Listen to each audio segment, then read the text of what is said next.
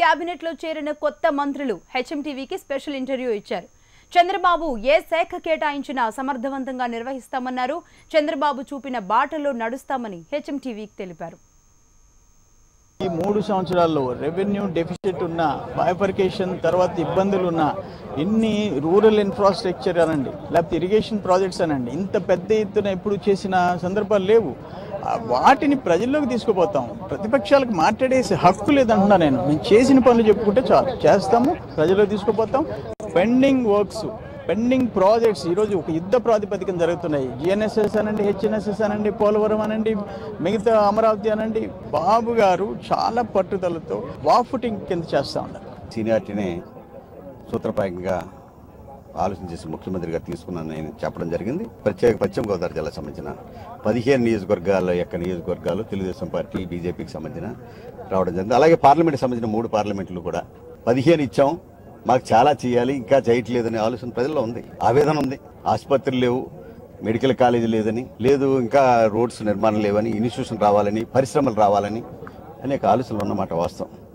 పరిశ్రమలు పెట్టాలంటే ప్రభుత్వ భూములు లేవు మా దగ్గర. ప్రభుత్వ భూములు ప్రత్యేకంగా ఫారెస్ట్ అండ్ డిఫారెస్ట్ చేయాలని ఒక ప్రతిపాదన కేంద్ర ప్రభుత్వాన్ని ప్రకటించడం జరిగింది. ముఖ్యమంత్రి గారు చొరవ తీసుకోమని చెప్పి అనేక సార్లు చెప్తా ఉన్నాం. డెఫినెట్గా దానికి అనుగుణంగా ఒక ప్రయత్నం మాత్రం జరుగుతోంది. ఫస్ట్ ఆఫ్ ఆల్ నాకు మంత్రి పదవి వస్తుందని కూడా నేను ఎప్పుడు ఊహించుకోలేదండి. కానీ అనుకోకుండా ఈరోజు మరి ముఖ్యమంత్రి గారు నా మీద ఈ బాధ్యత పెట్టడం జరిగింది కాబట్టి తప్పకుండా దీనికి న్యాయం చేసేలాగా పనిచేస్తాను. వాళ్ళు ఉండింటే ఈరోజు ఈ పరిస్థితి నాకు వచ్చేది కాదండి.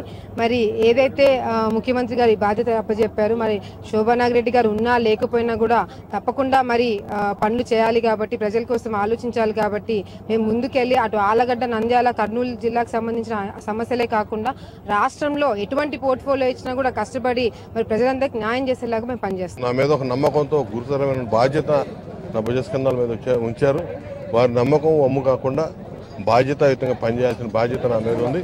శక్తి వంచన లేకుండా ఖచ్చితంగా వారు అప్పచెప్పిన పనిని విజయవంతంగా చేయడంలో, పార్టీని అభివృద్ధి పదంలో ముందుకు తీసుకెళ్లడంలో కానీ, ప్రభుత్వాన్ని నడిపించే దానిలో చంద్రబాబు నాయుడు గారితో కలిసి, అదేవిధంగా నారా లోకేష్ గారు యువ నాయకుడు కూడా ఇలా కేబినెట్లోకి వచ్చారు.